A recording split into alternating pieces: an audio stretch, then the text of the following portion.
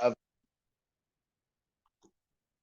Parsha Tzav in the book of Vayikra is dealing a lot with the dedication of the Kohanim, how to prepare them properly, and what offerings they should bring when they get anointed as Kohanim, as priests, and different place of putting the oil and korbanot. But we also have in this Parsha more discussions about the shlomim. Shlomim is the peace offering. Mm-hmm. And one of the very special offerings is mentioned on chapter 7. Which chapter is that? Verse 11. Chapter 7, verse 11. And specifically, we are going to discuss tonight an offering which is called the Korban Todah, the Thanksgiving offering. As those who already learned previously in Parshas Vayikra, in the last week's Parsha, a person is allowed to offer a peace offering, which its purpose mainly is a way of drawing himself closer to God,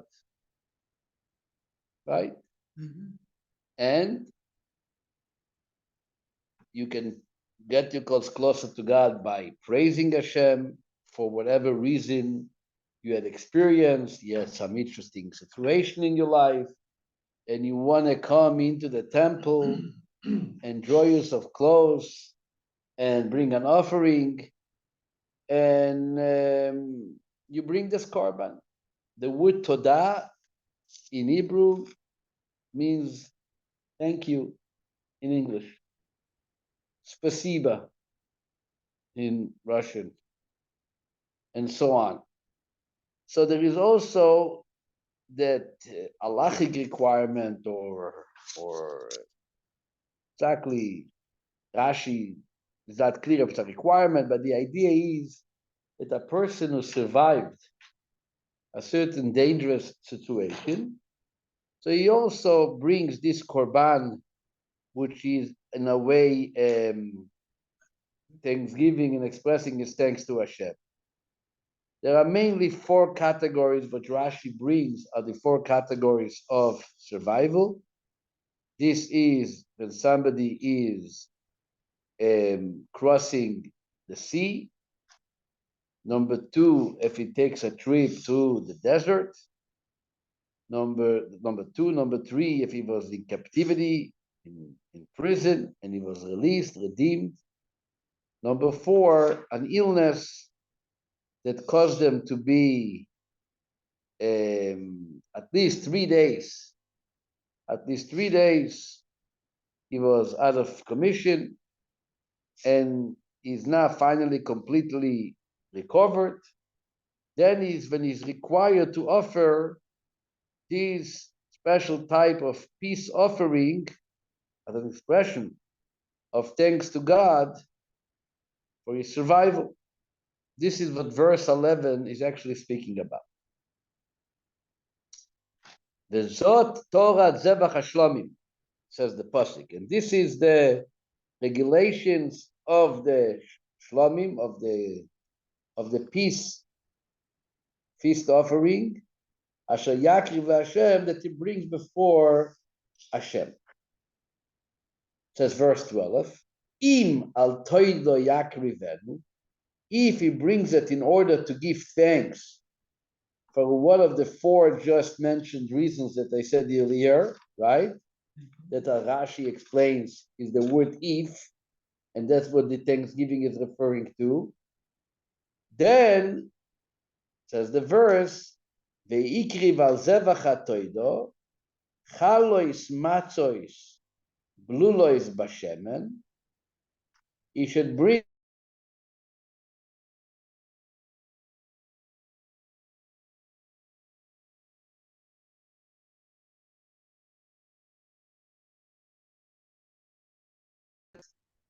40 grain offerings, which are made out of a total of something which is called 2 ephah. Ephah is a measurement of fine wheat flour. And he also brings a half a log. Log is a liquid measurement of oil. Okay? From 1 ephah of flour and the entire half log of oil is being used to prepare 2 unleavened bread, which is like, sorry, not 2, 30. 30 unleavened bread, which is like matzah. And there are different types of bread. That's what the Pasuk says. Chalois matzois, lulois bashemen, unleavened loaves, which are blulois. Blulois means mixed with oil. Number 2, rekike matzois, meshuchim bashemen, 10 flat unleavened cakes, which are smeared with oil. Number 3, soiles murbeches chalois, blules bashemen, 10 unleavened loaves, which are of flour mixed with oil, which are first kind of cooked, murbeches, scalded. What do you call it? Scalded. Boiled? Yeah, Scalded boiled. would be boiled. Boiled, yeah, boiled. Basically, it's needed with boiling water, right? And then it's baked in an oven. Almost like a bagel. Right? And then baked in an oven, and finally fried in a frying pan. So this is the 3 different types of unleavened bread, of matzahs. Basically, different types of preparation for this matzahs. And in addition to that is what verse 13 says, Al chalois lechem chometz yakriv korbonoi al zevach toida shlom. Then he must bring his offering, which is consisting of what? 30 unleavened loaves, along with 10 lechem chometz, loaves of chometz, of leavened bread. And this is brought along together with the peace offering, which is the Torah Shlomov. Okay? Says verse 14, what does it do with all those breads? You end up having 40 loaves and made, which I worked out the measurement of the different ephahs, it ends up to be 75 kilo of flour. Some is regular flour, some is fine flour, 75 kilo. So imagine you're going into QFC, take a Costco, and take a look on a shelf, which has 75 of those kilo. How much pounds is a kilo? 2.2. 2.2.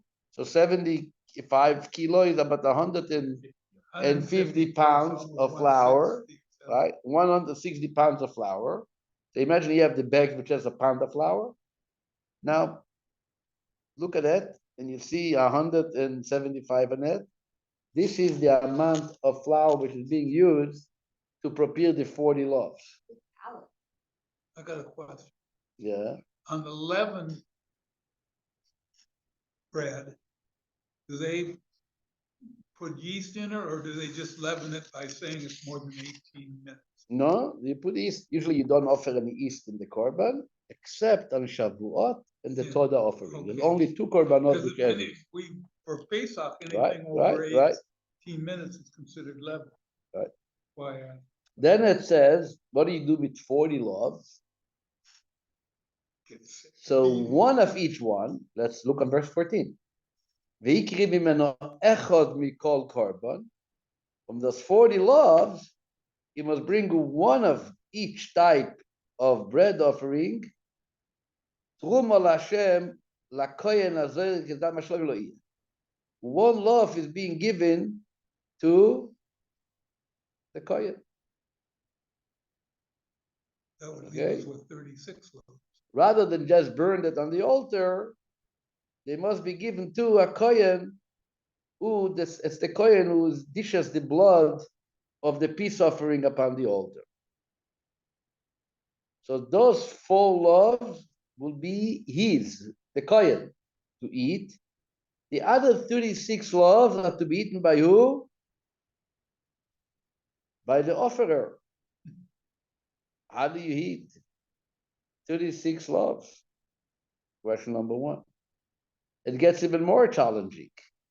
In how much time do you have to eat? If you can put it in the freezer and eat it throughout the year, Mela, they can work out a system. But comes verse 15 and says very clearly that the meat offering, the flesh of his Thanksgiving offering, refers to the bread also, may not be eaten more than 1 day. The day it was offered is the day that it has to be eaten. Lo yaniach mimenu ad boker, you cannot leave it over until morning. Meaning,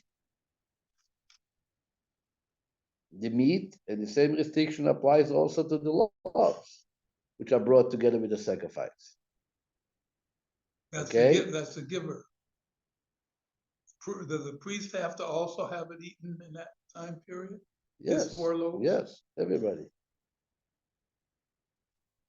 But the same restriction applies also to the loaves brought with the offering, with the sacrifice. Usually, when we apply the laws of noisor, it's called noisor, not to leave over. It's generally applying only to the meat, right? The sacrifice, especially the sacrifices which are considered kochim, superior holiness, which is like a public offering and so on. In fact, is that here we offer the same restrictions to a Thanksgiving offering, Thanksgiving peace offering, and it tells you that you cannot leave it more till the next day. And what happens after the next day? You must burn it up. Right? Rashi, eat all night, better even till midnight.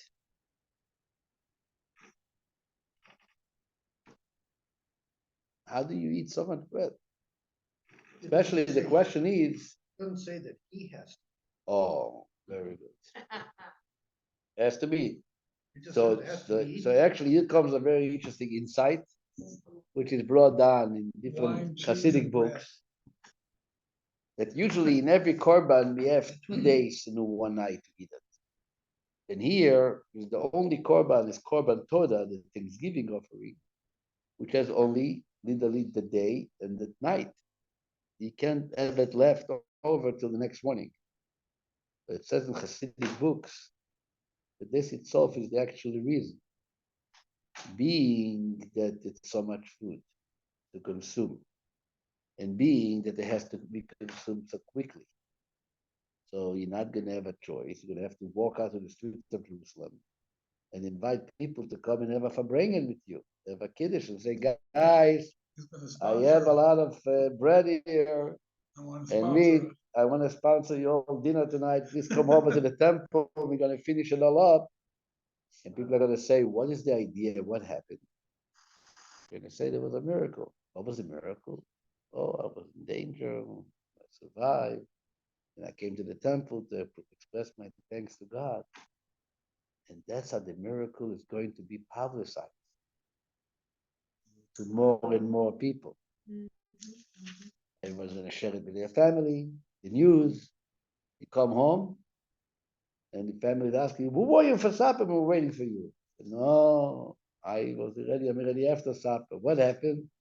I walked by, and there was a Jew calling people to come join him because he had a korban toda that he had to offer. And he had to finish the meat by midnight. He has to finish it.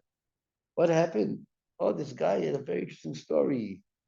He was very sick. Doctors gave up on him. And then miraculously they checked the record and suddenly things miraculously changed. And now he came and he brought a korban todah. Really? Wow, God is so great. And that's exactly the point of so much bread in such a short time. His wife was very mad that he missed dinner. And I prepared you a good dinner and you're off eating bread. But eating bread of a korban can be better than that. This is from an offering. Sandwiches. So we're talking about all of Israel. And anybody who made a sea voyage or journey in the desert or came out of prison or got sick and recovered, there's going to be a lot of those Thanksgiving things, with lots of people all the time being brought to the temple to eat all this stuff. There'll be lots of, hundreds. First of all, thousands it's people. a volunteering. Huh? It's a volunteering offering. Yeah. But not everybody volunteered. Oh, Not everybody volunteered. You went to Las Vegas, but since you were in the desert, you might not. publicize it. Rashi, so it's not mandatory. right? So that's one of the discussion is that Rashi we clearly see that that for these miracles, that for the miracles of survival, right? Some say that you can even bring it. Rabbi Mordechai, he says that you bring it for any type of joy. You had a wedding in the family, you want a korban todah. That's what it says. The Indian tradition has something similar to Ben Israel. It's called the Malida. If a woman reaches 7 months in her first pregnancy, you have to say to that because that child can be born at that point alive. If they come out of army, they do it to them. If they before they go into the army, just to make sure that everything's okay. Right? It's not in Rashi. So Rashi comes out, it says the miracle which obligates you with the korban todah. It's the miracle which obligates you to bring an offering. Rabbi Mordechai, which is also one of the early commentators, he says no. It's also on other occasions. He actually quotes the pasuk, the verse in Jeremiah, where it says, "Kol sason v'kol simcha, kol chatan v'kol kala, mevi'im todah bet Hashem." So it says clearly that you bring a thanksgiving in a time of joy and celebration. So it's also it's a thanksgiving, but the thanksgiving is for the celebration. Matter of fact, there is the Radak. Radak was a commentator on Tehillim and Tanakh. Rabbeinu David Kimchi. He's printed in the classic Tanakh books. He actually writes that this korban was actually a person bringing when he wanted to confess for his sins. We have the sin offering, we have the guilt offering. In addition, a person used to bring a todah, a korban that will help him to confess. He translates the word todah from the same root word as vidui, so like vada. Vidui means confession.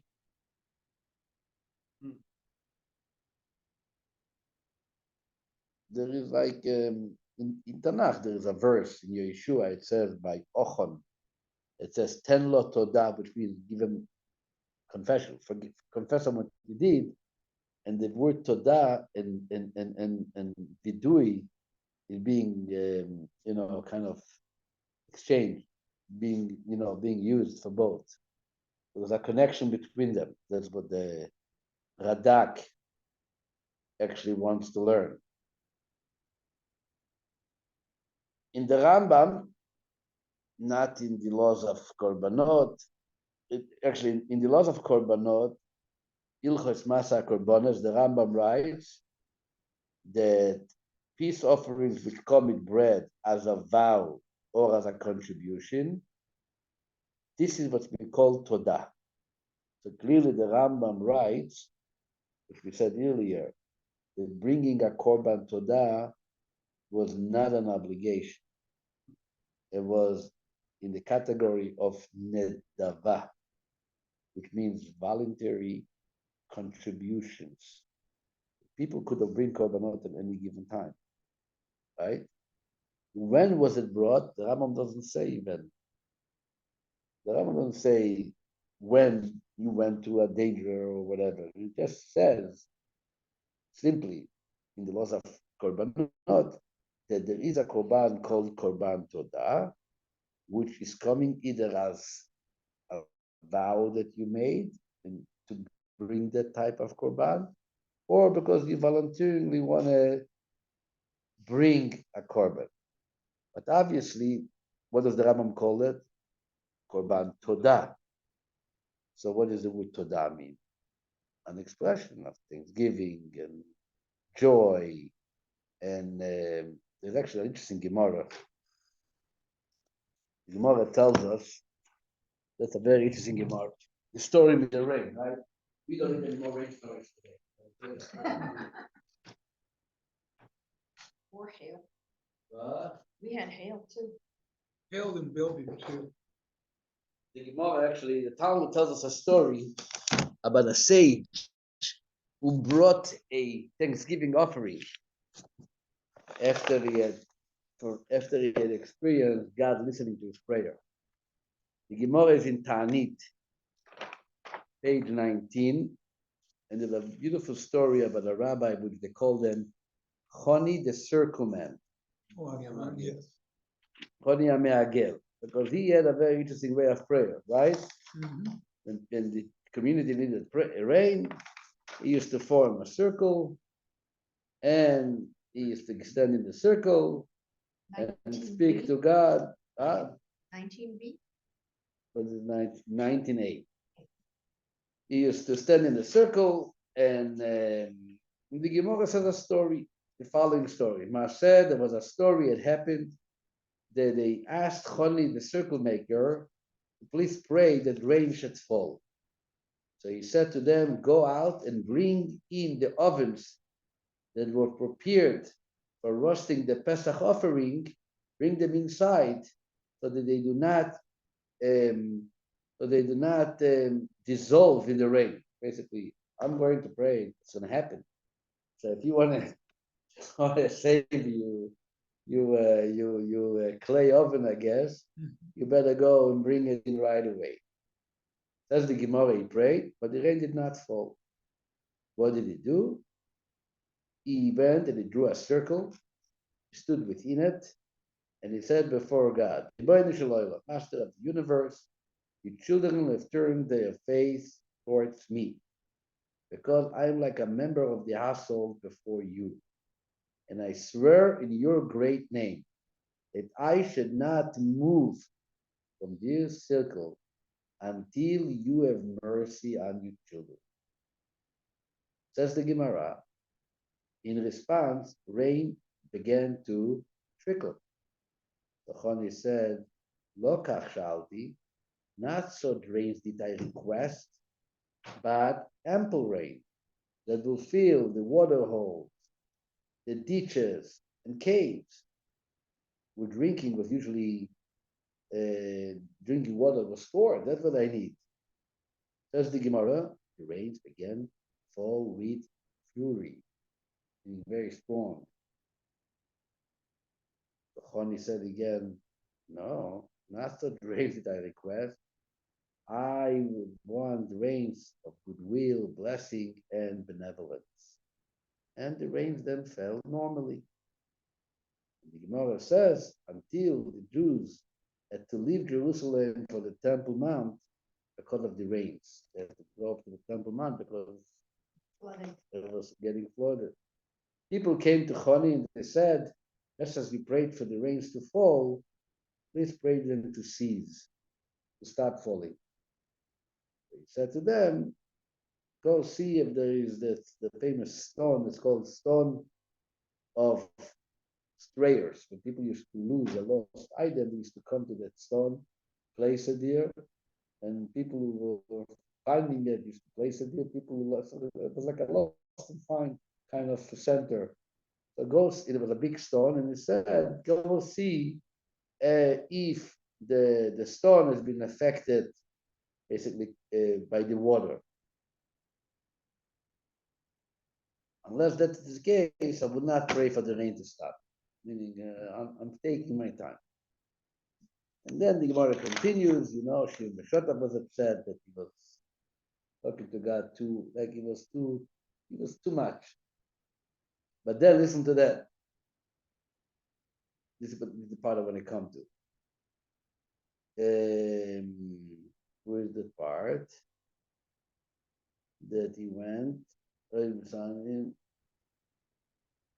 Hey, where's the part that he was bringing a korban? I mean, it's the whole part of it.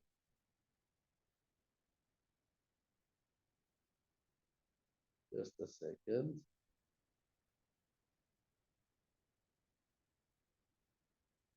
One second.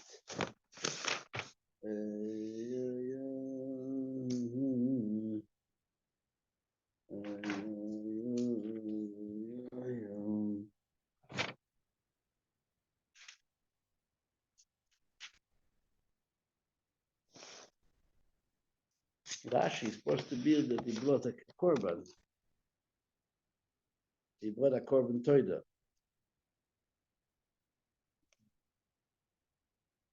Where did I see it? You see it by you? No, I don't see it.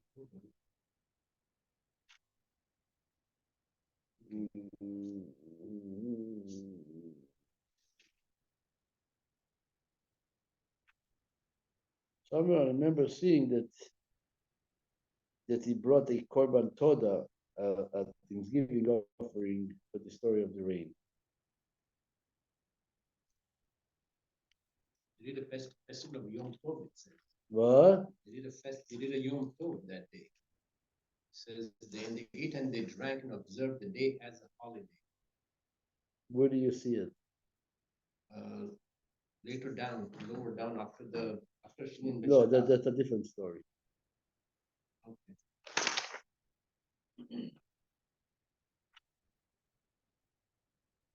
Sorry. Somehow I recall something that there was that he actually offered a korban toda.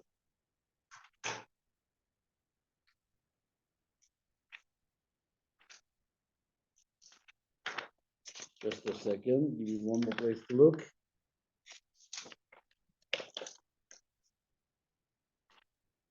Oh, you see? It's in the Mishnah, It's later. Rabbi. It's in the Mishnah. I read from the Mishnah. We have to go look to the Gemara on page 23. Tanit. On page, yeah, I know the Mishnah I just read, but in Tanit on page 23a, the same 23a. story, it's brought with more details. And then it says that that they brought a par oidor. You see? Par oidor. Very good. Here is where it says that they brought him a bull for Thanksgiving. Oidor means literally todah, right? Thanksgiving. And he leaned his two hands on it, and he said, Ribono Shel Olam, Master of the universe, your nation, Israel, whom you have taken out of Egypt, they cannot take too much abundance of good or abundance of misfortune. When you were angry, they couldn't stand it. You gave them too much good, they couldn't stand it. Basically, give them some tranquility, give them some peace. But clearly, there you see that they offered a bull of Thanksgiving. And here too, Rashi says there was a bull of confessing. He was confessing for the sin for bothering God for an abundance of rain. But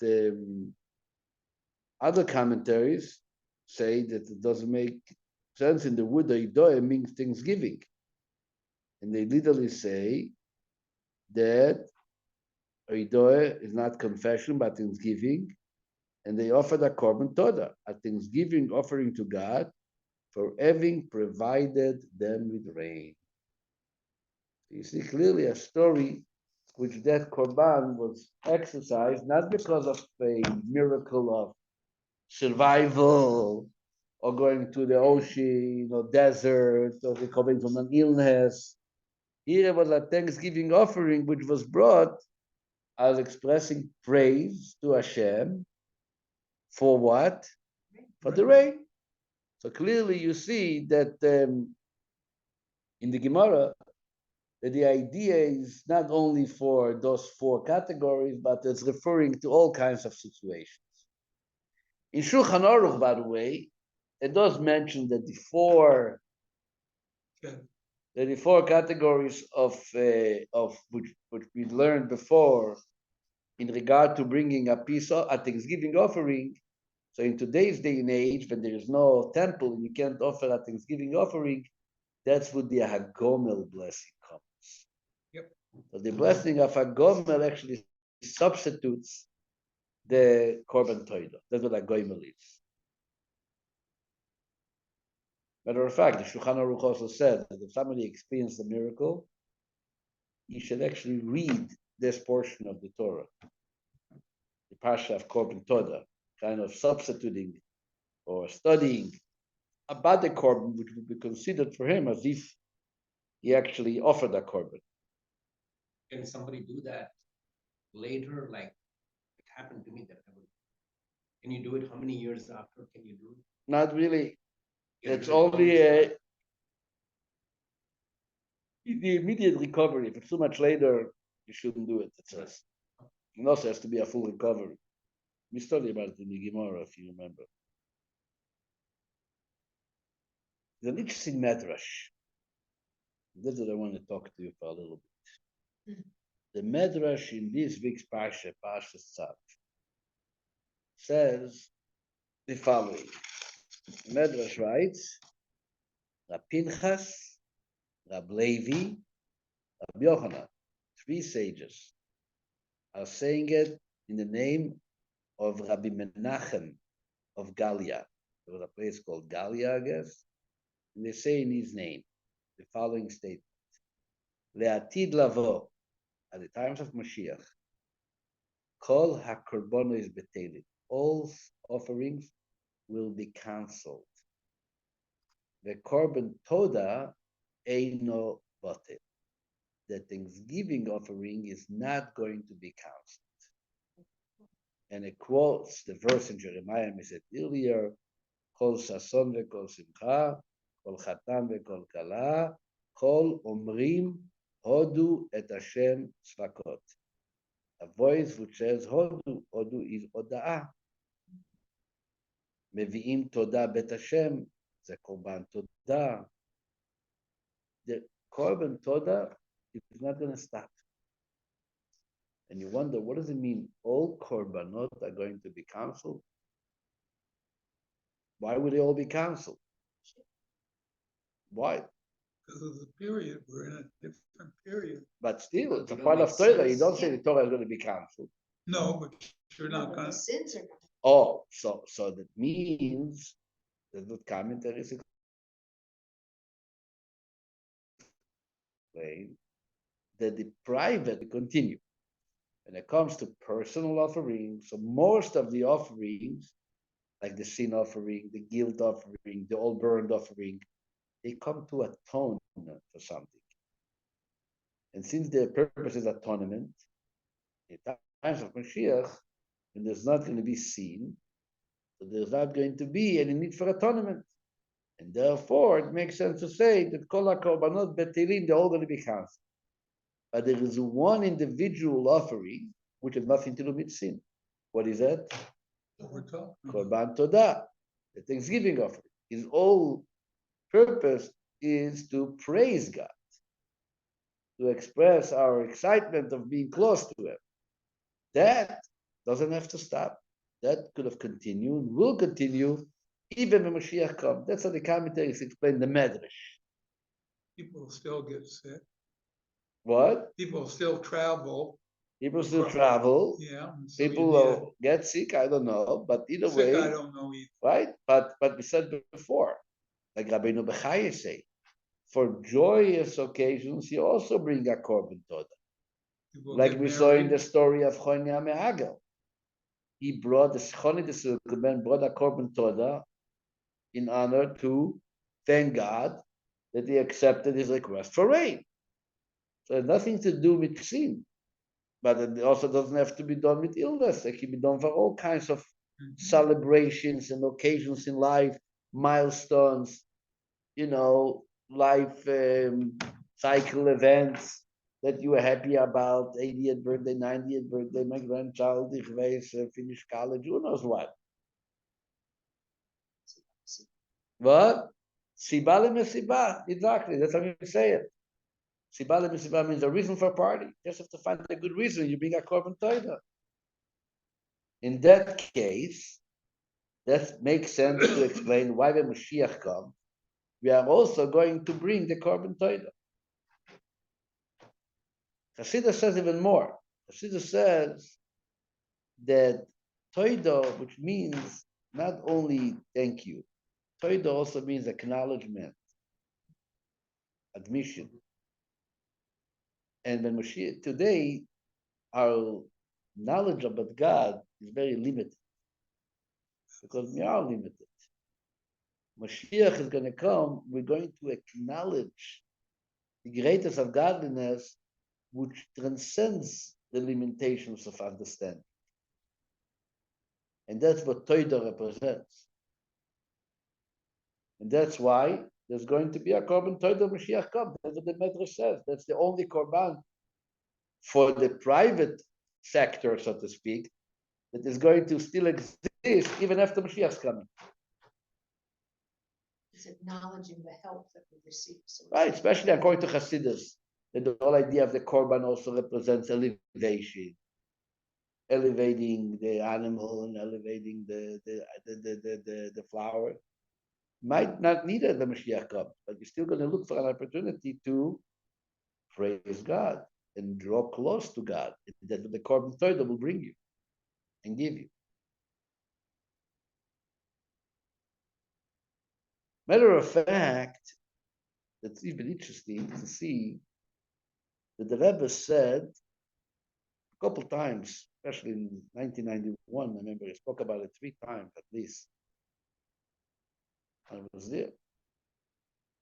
At 3 different occasions on Shabbat, in that summer, he spoke about that the first offering that we are going to offer after the coming of Mashiach is going to be the Thanksgiving offering. Makes sense. Because if you release from jail, you give a korban toda. How much more so if you release from exile, and especially the types of exiles, which includes all kinds of exile. And if somebody thought that living in America is not exile, so Baruch Hashem, you have enough information now, credible information that America is just an exile like any other exile. And if you lived in Israel and you thought you're not in exile, so unfortunately, it's still in exile. So Mashiach comes, you hear the news tonight. You run to the temple. What is the first korban you're going to bring? For your sins that you slept with you? They don't make a calculation. How many lambs do I owe for my sins? The Gemara actually says there was a Talmudic sage with the name of Rabbi Shmuel, and he kept a book. Anytime he did something wrong by mistake, he wrote. There was once on Shabbos, by mistake, he tilted the oil towards the wick to burn better, and he forgot it at Shabbos.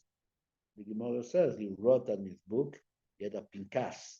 Pinkas means like a notebook, and it says the Mashiach comes, like Sheibana Beis HaMikdash, when the temple will be built, Avi Chatat Shmeina, I will bring a fat sin offering. And they kept a record, some people are organized, not me. But he kept a record. But this is all sin offering, which is a discussion. I'm going to have to bring for every sin you perform now, I'm gonna have to bring korbanot later. Some say yes, some say maybe. But the point is, the first respond button, you hear that Mashiach came, what do? You go to the market, you Buy get 150 pounds of flour. 150 pounds of flour, and And you a log of oil. prepare What kind of oil? Olive. I guess, not sesame seed, Not olive oil or? Olive oil. extra virgin. First press. And then you are running an offering a korban. What is that? You say, thank you. Thank you, I survived. I'm a survivor. Again, it's not an obligatory requirement for a korban. It's more in the category of nedava, which means a voluntarily type of korban, but we're going to have to bring it. Will it be the same type of korban todah that is within the 40 loaves? The Mashiach time? There's no other korban todah in my book. Is there like in the other korbanot, a person can't afford it, there's lesser amounts? In todah is also there such a thing? I have to look here. In the back of the Askal Chumash, they have the different kind of korbanot, listing of all animal offerings. And when it comes to, it's all the way in the back. There is shlomim, peace offering. So it brings like this. This is a Shavuot. Voluntary toida. Toida, sheep. The type of animal is sheep, goat, or cattle.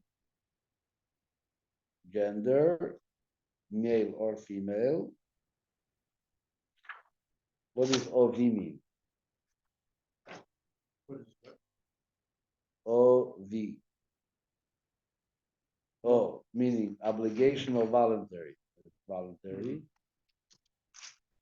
No, I don't see over here the difference. No. Might not be.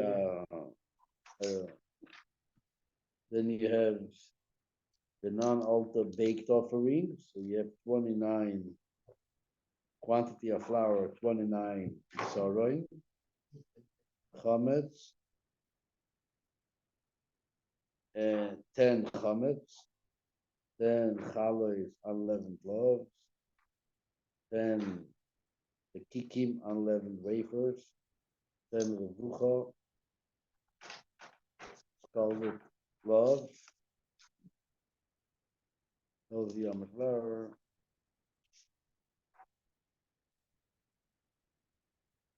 Yeah. It's an happening korban. But that's very important to see the Mashiach come. That's the only korban it's going to be. And not only going to be, that's the first korban they're going to bring. Also interesting, we have a prayer every morning.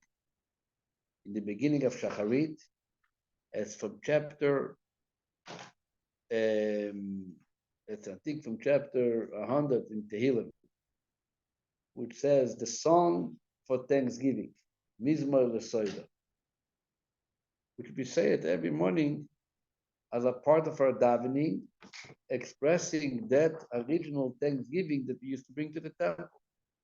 And it said in Shulchan Aruch that that prayer should be said with melody. You could sing it and sing it nicely, because it adds that song, which even when Mashiach comes, that song is never going to stop. It's an everlasting song. That's the song of the korban todah. The difference between Hagomel and Mizmor L'Soida, brought down in the books, Hagomel is the blessing that you say when you survive an obvious, when you experience an obvious miracle.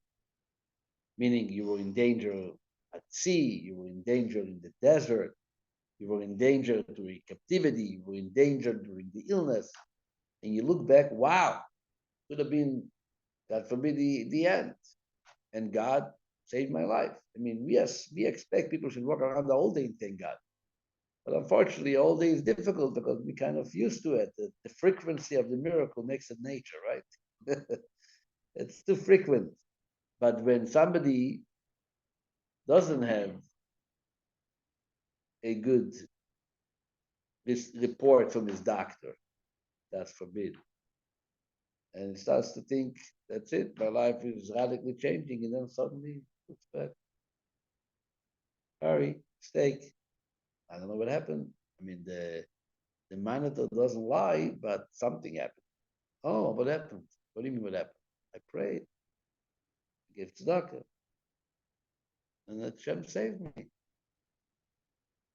So that's when you say a gomel. But there is the other miracles that we don't even know that people miraculously saved. But that we say mizmor letodah. That's the Thanksgiving offering that we mention every morning in our prayer. Not on Shabbat, because on Shabbat you're not supposed to offer korbanot. I mean, voluntary, only the obligatory korban. On Shabbat we don't say mizmor letodah, but we also mention by mizmor shir yom HaShabbat. We say right away, what's the song of Shabbat? Right away mention the idea of thanking, even on Shabbat. But the korban of Todah, which is the Mizoido, is actually for these miracles that people don't know. The Talmud says there's miracles that people don't know. Talmud gives an example. These are Talmudic example, not a Hasidic story. Talmud is in Nida, page 31, 32, somewhere there. A man was running to catch the boat. He needed to travel somewhere. And as he's running, his pants got caught in thorns. And he had to get out of the situation. He had to couldn't take off his pants and run. He had to figure out how to move himself, detach his pants from the thorns. But it takes time. In the meantime, the boat left. And he's upset and angry and curses the thorns and very agitated. And just a few days later, he finds out that unfortunately the same boat that he missed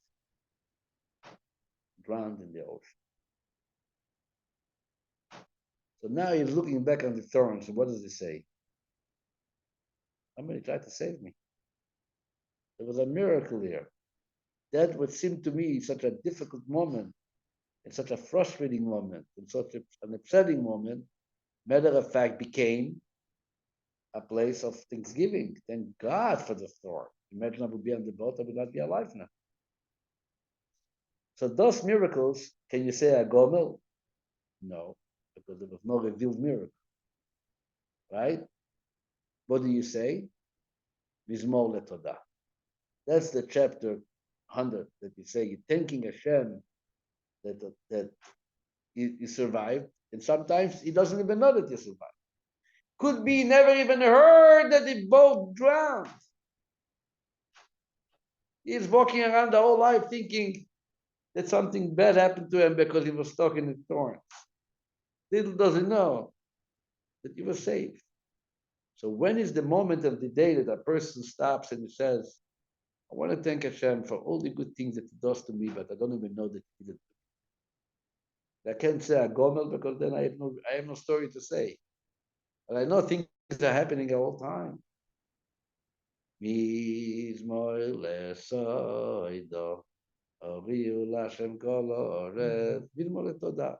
A song of thanksgiving.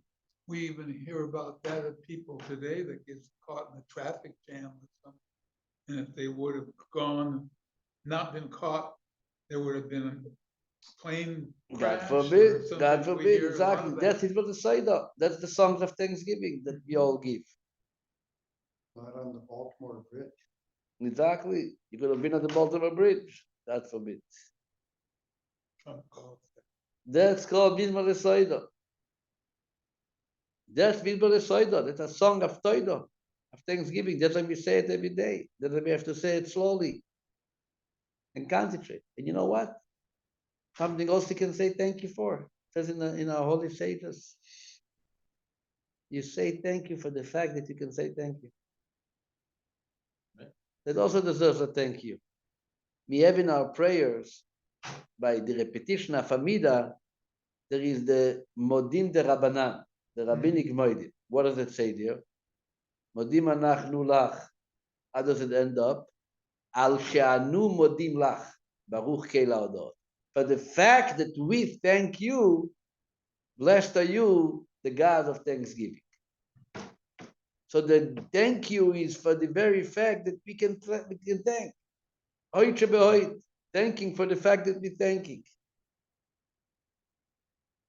Alamayesh.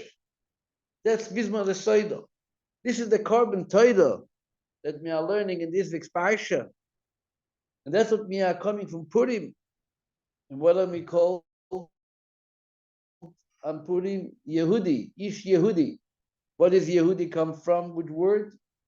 Todah. Odah. Also thanking Hashem and acknowledging Hashem. That's what Yehudi comes from. That's what Yehuda was named Yehuda. Because Leah said, now I want to thank Hashem. Actually, someone who once said that the repetition of Amida is originally made for the cantor, for the Chazan, to have you in mind in the prayers, right? It was originally made, people didn't know how to pray themselves. So the Chazan prayed for you, on your behalf.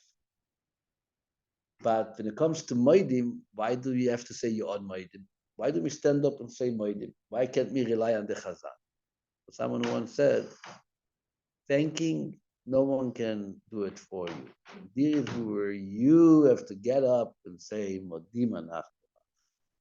It is something that comes from you person. And this is a Parsha, a week that we are learning about Korban Toidah, an opportunity to remind ourselves and be encouraged that Hashem should give us, and to daven, that Hashem should give us many opportunities to thank Him properly, and to come to Mashiach's days when we're going to do what? Offer a Korban Toidah, put away $10 for a lamb, for a sheep, you might need it for immediate Korban. So we are ready to do it. Bias Mashiach Tzidkeinu, Amen. Amen. There's an interesting commentary in here on why you have to eat all the meat by midnight. Yeah. Because if there's a sin offering the next day, they could get the meat mixed up with the sin meat, and from a sin offering you don't eat anything. Right, to burn. So that's why needed it to be done ahead of time. That was one of the commentaries. Very nice. Guys, you learned something tonight. That was Rashi said that. Yes, Todah. all the time. Thank you. I want to make sure. We learned about saying Toidah. Yes. Mr. Schulman, you learned something? Yes, I did. And Bernat, all those books on behind your back, did you learn something or are you relying on the books? No. And I got more. Oh, the Shulchan Ah, Aruch of the Alter Rebbe. yes. Very nice. Beautiful. Still How do learning. you have time to look in all those books? I don't. That's why I need to retire.